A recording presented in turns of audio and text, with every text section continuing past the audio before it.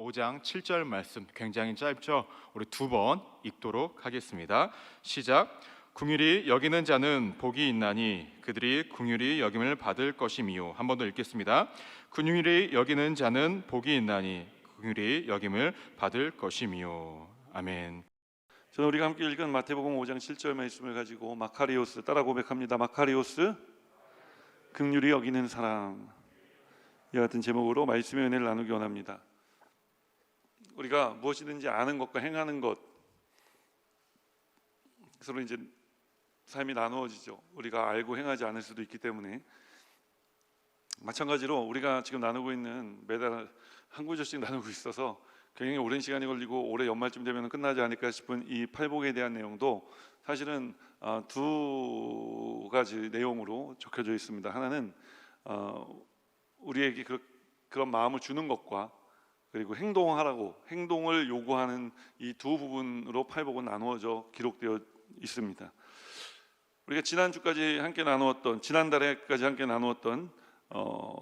말씀이 있죠. 마음이 가난한 자는, 애통하는 자는, 온유한 자는, 의에 줄이고 목마른 자는, 다 마음에 관련된 말씀입니다. 그래서 우리가 다 그 말씀에 아멘을 했고, 그래서 우리는 마음이 가난한 자에게 주시는 천국을 누렸고, 애통하는 마음을 가진 사람에게 주시는 하늘의 위로를 얻었고, 온유한 마음을 가지고 살아가기로 작정한 사람들, 마음먹은 사람들에게 땅을 기업으로 주심을 우리가 믿고 누렸으며, 의에 줄이고 목마른 자에게 주시는 배부름을 이제 우리가 누리며 살아왔습니다. 지금까지는 잘했지만 오늘부터는 이제 이런 마음을 먹는 것에서 끝나지 않고, 예수님은 오늘 말씀을 듣고 있는 제자들을 향해 그런 마음을 갖는 것도 중요하지만 그렇게 살아가는 것이 더 중요하다라고 말씀하시기 시작합니다. 그래서 우리가 읽은 이 팔복의 5번째부터 8번째까지의 복은, 4가지 복은 주님께서 우리에게 행동하라고 하시는 말씀인 것으로 믿고, 또 오늘부터 말씀을 들어 이렇게 행동하는 삶을, 마음 먹는 것에서 끝나면 안 되고요, 행동하는 삶을 살아가는 우리 클레마 대학 청년부 지체들이 되시기를 주님의 이름으로 축원합니다. 그럼 예수님께서 우리에게 복을 주시기 위해서 요청하시는 행동은 무엇일까요? 따라 고백합니다. 긍휼히 여기는 것입니다. 긍휼히 여기는 것이라고 오늘 성경은 이야기합니다. 7절 말씀을 보니까 긍휼히 여기는 자는 복이 있나니 그들이 긍휼히 여김을 받을 것이며 라고 말씀합니다. 그러나 오늘 우리가 굉장히 긍휼이라는 단어가 요즘 완전 트렌드가 돼 있지만, 예수님 당시에는 이 긍휼이라는 단어는 별로 사람들에게 환영받지 못하는 단어였습니다. 왜냐하면 당시 세계를 정복하고 있었던 로마인들이 이 긍휼이라는 단어를 좋아하지 않았어요. 이 긍휼이라는 단어는 연약한 사람들, 자기 힘으로 자립하지 못하고 부족한 사람들에게나 필요한 것이라고 생각했기 때문에 그런 것입니다. 사실 로마인들이 중요하게 여기던 단어는 따로 있죠. 용기, 정의, 지혜, 절제, 이런 것들이었습니다. 로마인들은 이런 것들이야말로 세상을 지배하고 다스리는 사람들에게 필요한 삶의 양식이며 행동 강령이라고 믿었습니다. 그때로부터 2000년의 시간이 지났습니다. 우리가 살고 있는 이 예수님 나시고 생활하셨던 것보다 2000년 후에 오늘의 세상은 그렇다면 어떻습니까? 달라진 것이 있습니까? 물론 조금 달라진 것들도 있지만 사람들이 중요하게 여기는 것은 크게 달라지지 않은 것 같습니다. 우리는 여전히 빌딩 숲 사이에서 살아남는 방법을 가르치고 배우며 또 살아가고 있기 때문에 그런 것입니다. 사람들은 여전히 긍휼보다는 용기와 정의와 지혜와 절제와 같이 2000여 년쯤 전에 로마인들이 중요하게 여기던 가치를 우리도 중요하게 여기며 살아가고 있는 것을 볼 수가 있는 것입니다. 가진 사람들에게는 엎드리고 없는 사람들 위에는 군림하려고 하는 그런 삶을 살아가고 있는 것입니다. 이런 삶은 예수님이 말씀하신 긍휼히 여기는 삶과는 관계가 없다는 것을 여러분 오늘 기억하십시오. 헨리 나우엔이라는 분이 계세요. 하버드 대학의 종신 교수였으며 동시에 우리에게 잘 알려진 기독교 작가이기도 합니다. 한 번은 이 헨리 나우엔이 긍휼이라는 책을 쓰기 위해 이제 준비를 하면서 굉장히 어려운 이들을 돕기로 소문난 미국의 한 상원 의원을 찾아갑니다. 그래서 헨리 나우엔이 이 상원 의원에게 당신에게 긍휼이란 어떤 의미입니까? 라고 물어봤을 때 그때 상원 의원이 자기 책상 위에 놓여져 있던 연필 한 자루를 들어 보여주며 긍휼이란 이런 것입니다 라고 이야기했어요. 그런데 그가 그 연필을 잡고 이게 긍휼입니다 라고 이야기한 부분에는 그 연필 끝에 지우개 부분이었습니다. 아니 그게 무슨 의미입니까? 무슨 말씀이십니까? 라고 물어보았을 때 그 상원 의원은 헨리 나우엔에게 이렇게 이야기했다고 합니다. 긍휼이란 내가 무엇인가를 잘못했을 때 그 잘못을 지우기 위해 사용하는 것입니다.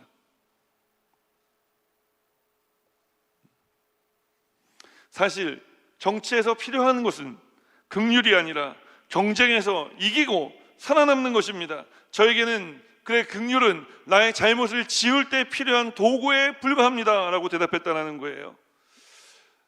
헨리 나우엔이 인터뷰를 소개하며 우리에게 이런 이야기를 남깁니다. 이것은 예수님이 말씀하신 긍휼이 여김이 아닙니다. 그렇다면 예수님께서 우리에게 말씀하시는 긍휼히 여김은 무엇일까요? 오늘 예수님이 말씀하시는 긍휼히 여김은 함께 하는 것입니다. 이 긍휼히 여기심을 가장 잘 표현하는 영어 단어가 있다면 그 단어는 아마 compassion이라는 단어일 거예요. come은 together 접두사고요.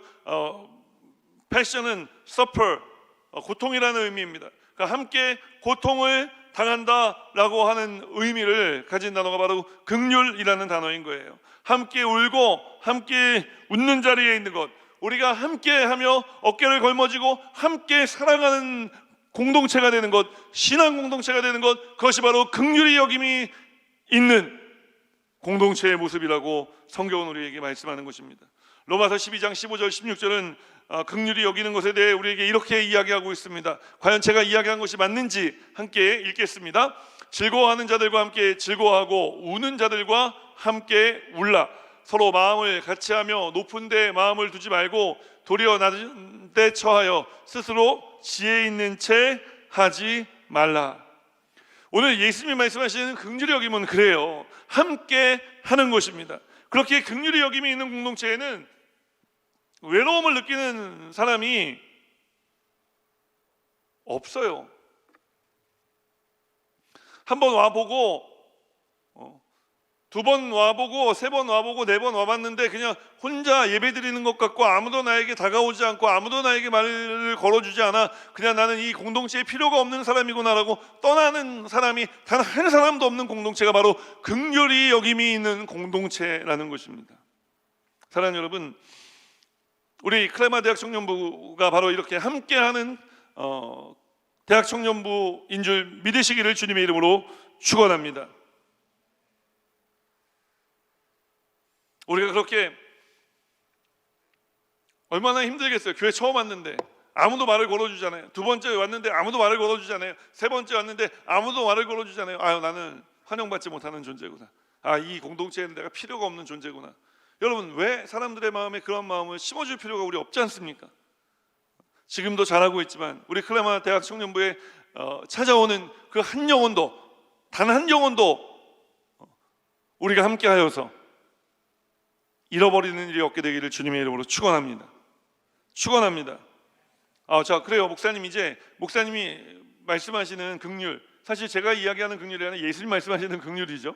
그 긍휼이 무엇인지는 알겠어요. 그 긍휼은 컴패션, 함께 고통을 당하는 자리에 함께 울고 함께 웃는 삶을 살아가는, 함께 어깨를 걸머쥐고 한 공동체가 되어서 살아가는 것이라는 것은 알겠습니다. 그런데 어떻게 해야 우리가 이렇게 컴패션하는 마음, 함께 우는 마음이 들 수 있을까요, 목사님? 어떻게 해야 우리가 그 사람의 마음을 헤아려 볼 수가 있을까요? 저 사람 얼마나 힘들까? 교회에 왔는데 얼마나 적응하느라 어려움이 있을까? 어떻게 목사님 이런 마음이 들 수 있을까요? 상대방의 마음을 헤아려 보는 것, 조심스럽기도 하고 세상에서는 굉장히 위험할 수도 있는 일입니다. 그러나 여러분, 예수 안에 예수 공동체를 이끌어가는 데 있어서 우리가 서로의 상대방의 마음을 헤아리는 것은 그 무엇보다도 중요한 줄 믿습니다. 왜냐하면 예수님께서 우리의 마음을 헤아려 주셨기 때문에 그런 것입니다. 오늘 우리가 예수 믿고 살아가기 시작하면서 우리에게 달라진 것이 무엇입니까? 우리가 나는 죽고 내 안에 예수가 사신 것이라 내가 예수의 심장을 장착하고 살아가는 사람이 된 것입니다. 그러니까 주님이 우리의 마음을 헤아린 것처럼 우리도 주님의 심장을 장착하고 살아가면은요, 우리도 다른 사람의 마음이 헤아려지게 되는 거예요. 여러분, 심장 이식 수술한 사람들에 대한 이야기를 들어보셨습니까? 들어보셨죠? KBS에서 다큐멘터리로도 했었는데, 심장 이식 수술을 받은 다음부터 재즈를 좋아하지 않던 사람이 갑자기 재즈를 좋아하게 되고, 마라톤을 태어나 한 번도 해보지 않은 사람이 어느 날 보니까 자신이 마라톤을 하고 있고, 또 클래식을 좋아하고 락을 좋아하지 않던 사람이 심장 이식 수술 받은 다음에 갑자기 락 음악을 좋아하게 되고, 이제 이런 일들이 일어나는 거예요. 그래서 그때 그 다큐멘터리 그 제목을 저는 지금도 기억합니다. 심장은 기억하고 있다라는 거였어요. 우리가 예수 그리스도를 믿는 그리스도인이 되었을 때, 그것은 나는 죽고 내 안에 예수가 사시는 것이라 내 심장의 펌핑은 끝난 겁니다. 내 의지와 내 노력은 끝을 맺은 것입니다. 그리고 나는 죽고 내 안에 예수가 산다는 것은 무엇입니까? 이제 내가 예수의 심장을 안고 살아가게 되었다는 것을 의미하는 것입니다. 주님이 심장이 뛸 때 우리는 이전에 행하지 않았던, 이전에 생각하지 못했던 그런 행동과 삶과 말을 하게 되어지는 것입니다. 그것이 바로 무엇이냐? 변화라는 거예요. 오늘 우리 클레마 대학 청년부 지체들이 다 예수의 심장을 가지고 살아가는 청년들이 되기를 주님의 이름으로 축원합니다. 그래서 우리의 말과 행동과 생각이 변한 삶을 살아가게 되기를 주님의 이름으로 축원합니다. 그렇게 살아가다 보면 이제 이 심장 이식 수술을 받은 사람이 어떤 사람을 찾기 시작하냐? 아니, 이건 원래 내 습관이 아니에요. 이건 원래 내 언어 습관이 아니에요. 그러다가 결국은 원래 이것은 비밀로 되어 있지만 심장 도너, 이 기부자를 찾기 시작하는 거예요. 그래서 방송국에서 한번 그것을 추적한 방송을 내보낸 적이 있어요. 그런데 가보니까 처음에 이야기했던, 처음에 클래식을 좋아하지 않았는데 심장 이식 수술을 받은 다음부터 갑자기 클래식이 좋아졌던 사람, 평생 한번 운동 외에는 달리기를 한번 안 해봤던 사람이 갑자기 마라톤을 하고 있는 자신을 발견했을 때 자신에게 심장을 공여해 준 사람, 기부해 준 사람이 클래식을 좋아하고 달리기를 좋아했다는 거예요. 이게 그냥 가십이 아니라 여러분, 의학 잡지에 실렸어요. 그 제목이 심장은 기억하고 있다라는 거였다니까요. 우리의 심장은 예수 그리스도의 심장인 줄 믿습니다. 그래서 우리가 어떻게 긍휼히 여기는 사람이 될 수 있냐고요? 우리가 철저한 그리스도인이 되면 되는 것입니다.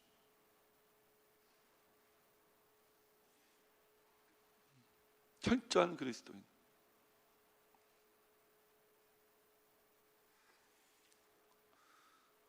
그리스도인이라는 것은 예수께 속한 사람이라는 뜻 아닙니까? 안디옥 교회에서 이제 예수 믿은 사람들의 어떤 그 변화된 삶을 바라보며 안디옥에 교회 다니지 않는 사람들이 안디옥에 교회 다니는 사람들에게 불러주었던 호칭입니다. 우리는 예수의 심장을 가지고 살아가며 세상과 구별된 부분이 있는지요?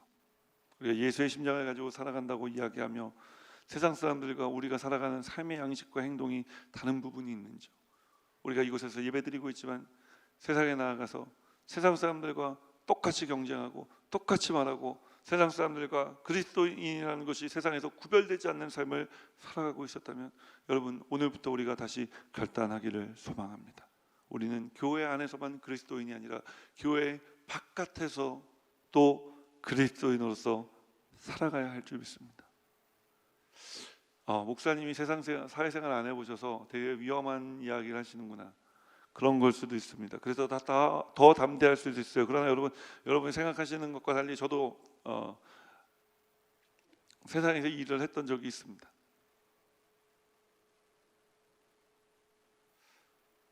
우리가 주를 위해 손해 볼 때, 주를 위해 결단을 내릴 때 주님께서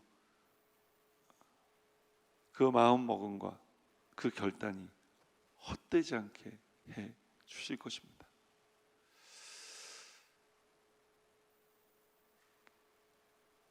일본의 굴지에 화장품을 주로 파는 회사였는데 그룹으로 도약한 가네보라고 하는 그룹이 있어요. 그 가네보 그룹의 미타니 회장이라는 분이 계시는데, 이름을 가진 회장님이 계시는데, 그분은 독실한 그리스도인이었습니다.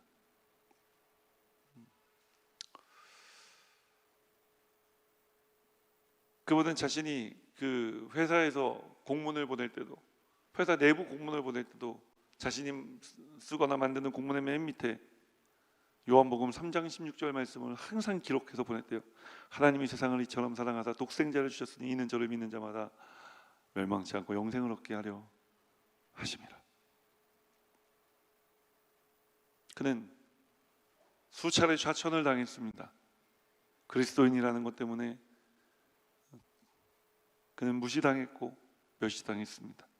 그러나 그 모든 시간을 그가 참고 견디고 지나갔을 때, 그는 남들과 비교할 수 없는 뛰어난 리더십을 가진 그룹의 총수로 취임을 하게 됩니다.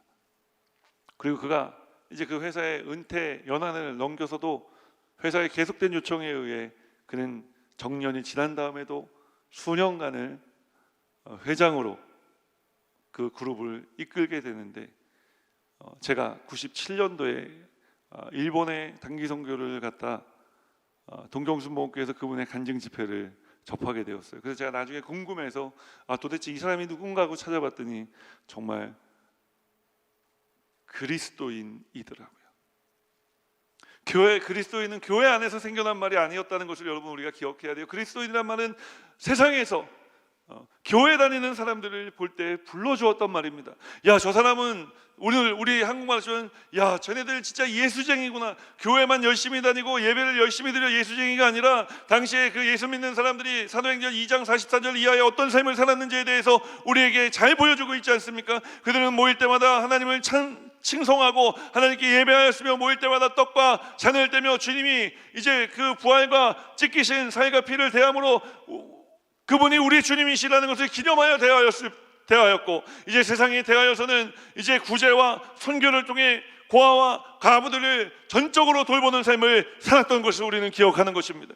그런 세상 사람들과 다른 부분이 우리 청년들에게는 있어야 하지 않느냐라고 저는 오늘 말씀드리는 것입니다. 오늘 성경이 오늘 우리에게 질문하고 있는 거예요. 오늘 여러분들이 이렇게 세상과 구별된 삶을 살아가게 되시기를 주님의 이름으로 축원합니다. 그러기 위해서 나는 죽고 내 안에 예수가 사는 사람이라는 사실을 여러분 다시 한번 기억하고 깨닫게 되시기를 주님의 이름으로 축원합니다. 그렇게 될 때 예수님이라면 어떻게 하실까가 생각나게 될 거예요. 우리 예수의 심장을 가지고 세상을 살아가면 당연히 드는 생각이죠. 예수님이라면 어떻게 하셨을까? 예수님이라면 어떻게 하셨을까? 미국에 가면, 북미에 가면 그 캠페인이 있어요. WWJD라고 하는 팔찌를 만들어 팔면서 캠페인하는 캠페인이 뭐냐면은 What would Jesus do? 예수님이라면 어떻게 하셨을까?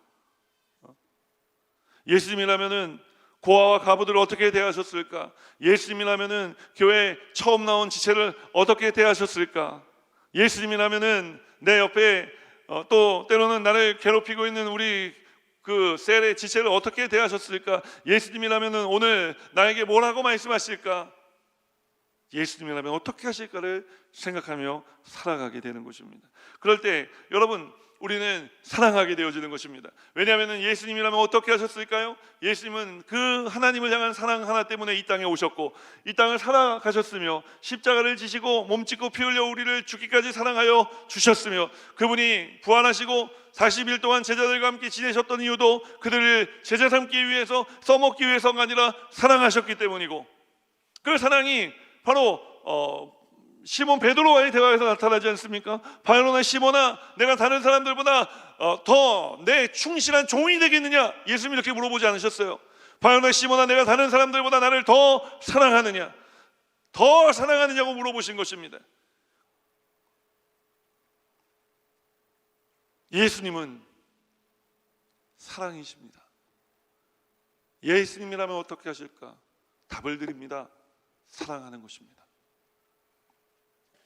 오늘 이렇게 사랑하며 그걸 사랑하는 것이 긍휼이 되고, 그냥 불쌍히 여기는 것이 아니라 함께가 웃고 우는 삶을 살아가주는 우리 클레마 대학 청년부 지체들이, 또 오부 예배, 우리 대학 청년부 예배 오신 모든 성도님들의 삶이 되시기를 주님의 이름으로 축원합니다.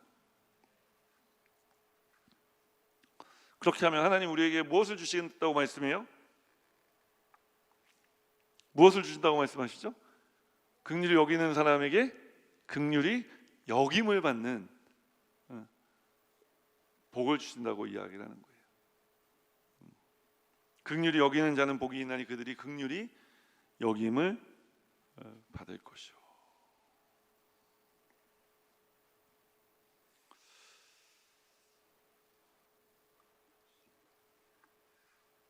긍휼히 여기는 것은 살아가는 것이라 말씀드렸습니다. 우리가 그렇게 예수의 심장을 가지고 하나님을 사랑하는 삶을 살아가면요, 그 긍휼히 여김을 받을 것이다. 이 긍휼은 누구로부터 오는 긍휼이겠어요? 하나님으로부터 오는 긍휼이에요. 그러니까 하나님께 사랑받는 삶을 살아가는 사람 되게 해주겠다고 말씀하는 것입니다. 여러분, 하나님께 사랑받는 삶을 살아가십시오. 그러기 위해서 먼저 예수 이름으로 사랑하는 삶을 살아가십시오. 긍휼히 여기는 삶을 살아가십시오.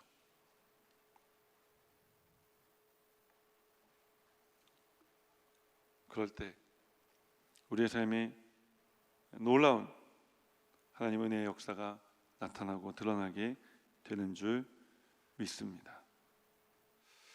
팬인가 제자인가라는 책으로 우리에게 잘 알려진 카일 아이들먼 목사님 계세요. 그분이 쓰신 책 중에 Grace is greater, 하나님의 은혜는 그 어떤 우리의 실수보다도 크고 우리의 그 어떤 상처보다도 크며 우리가 처한 그 어떤 상황보다도 크다라고 이야기를 합니다. 그 어떤 위대한 것보다도 하나님 우리에게 베풀어 주신 은혜가 크다라는 거예요. 이 은혜로 충만하고 하나님 사랑 가운데 우리가 거하여 살아간다면 우리는 모든 인생의 어려움으로부터 이기고 넉넉하게 승리하는 삶을 살아갈 수 있게 될 줄 믿습니다.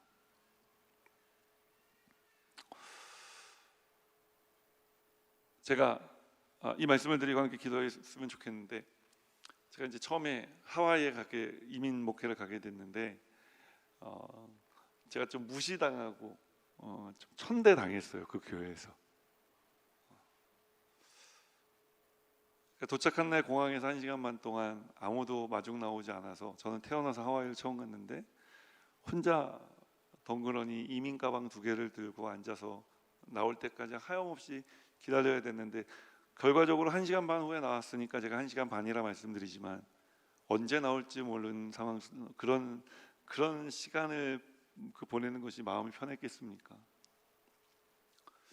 교회 갔는데 핸드폰이라고 주는데 저에게 핸드폰을 가져다 주신 분이 이렇게 말씀하시더라고요. 집에 굴러다니는 거 하나 있어서 거기다 심카드 끼워왔다고, 이거 쓰시라고.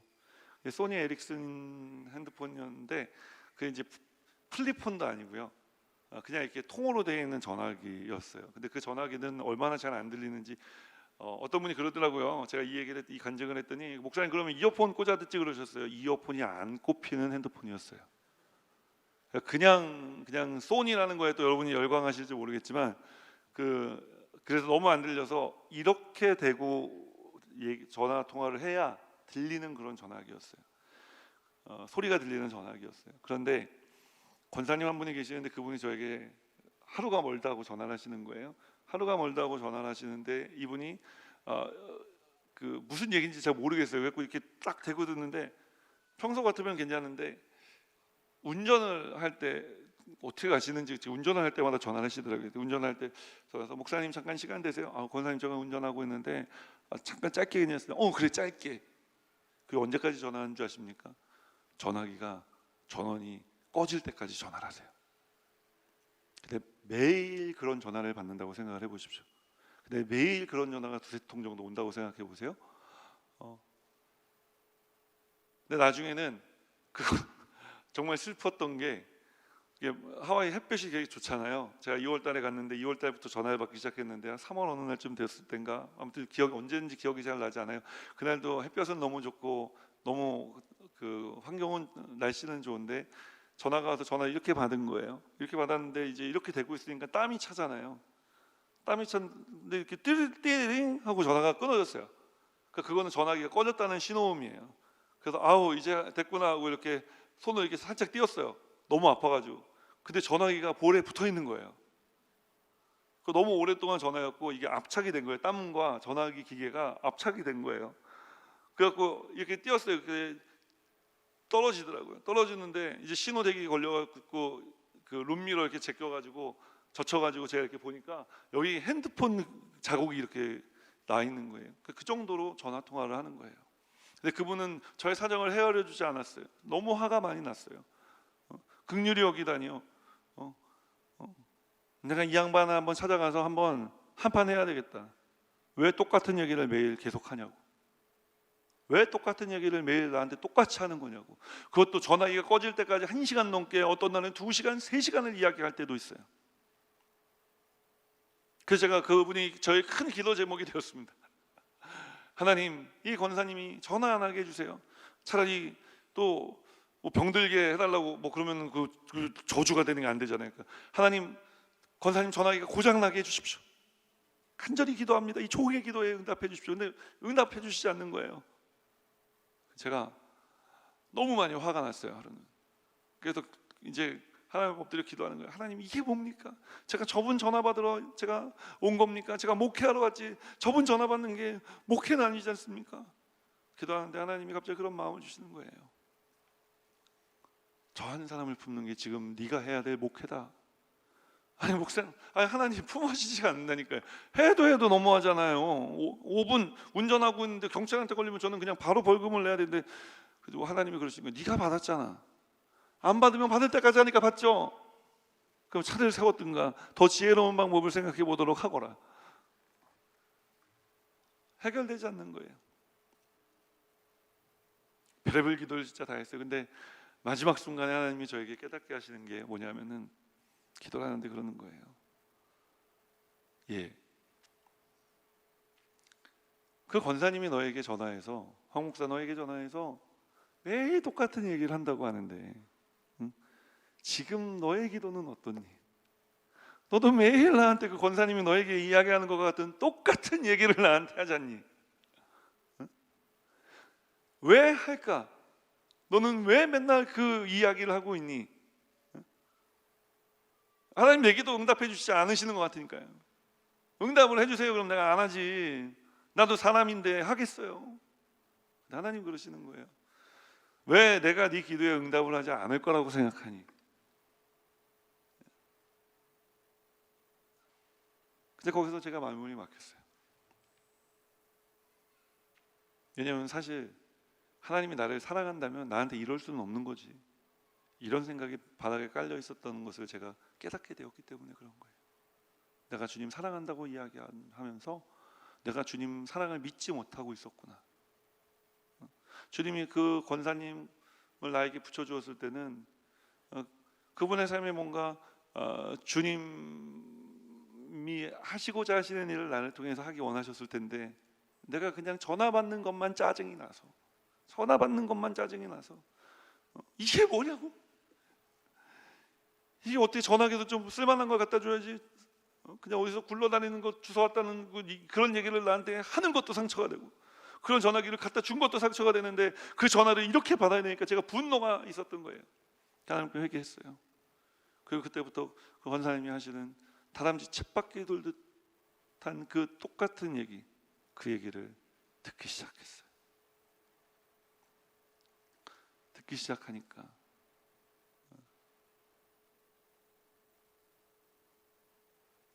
그분이 너무 좋아하시는 거예요.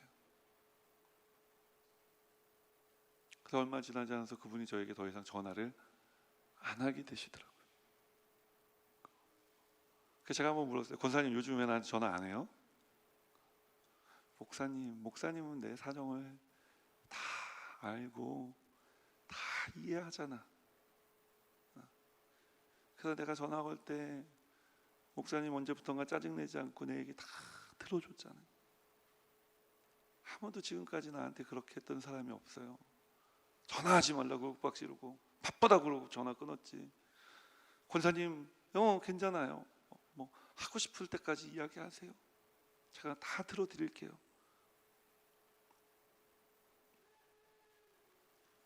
여러분, 그게 사랑입니다.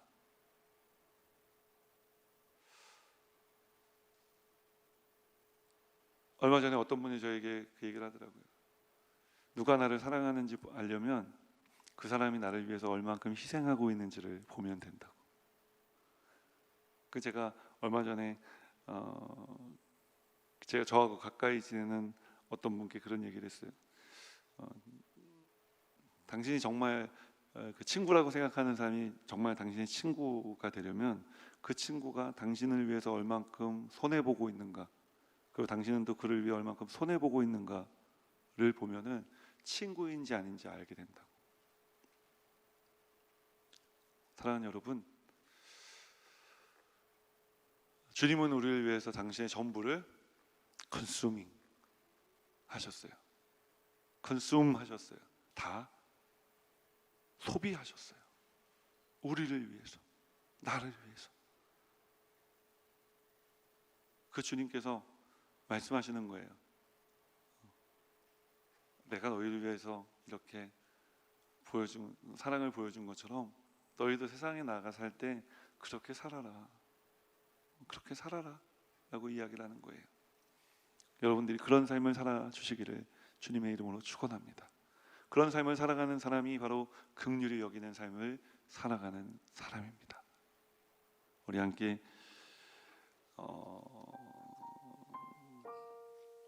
이 찬양을 고백했으면 좋겠는데, 지금까지 우리가 살아오고 누렸던 모든 것들이 하나님의 은혜인 줄 믿고, Grace is greater, 그 어떤 위대한 것보다 하나님의 은혜가 더 큽니다.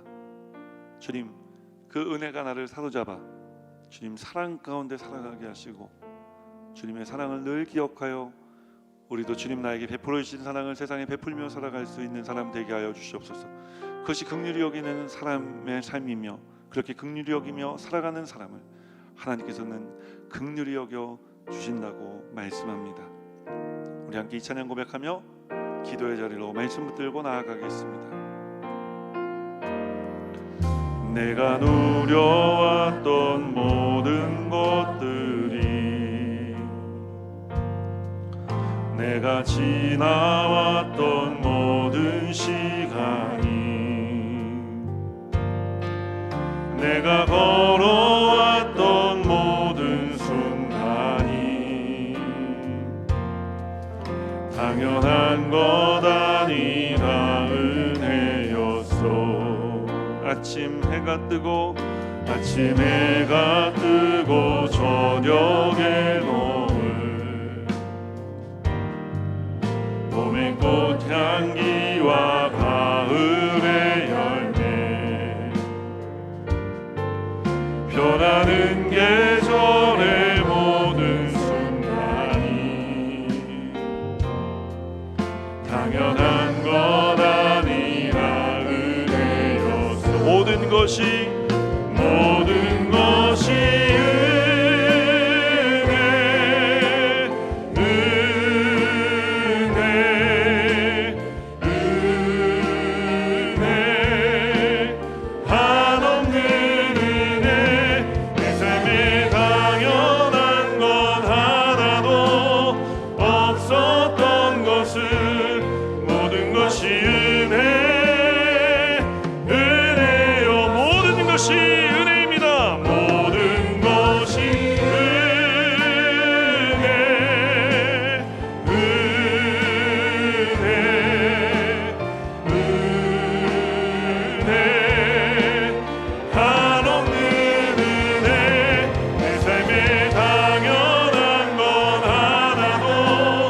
없었던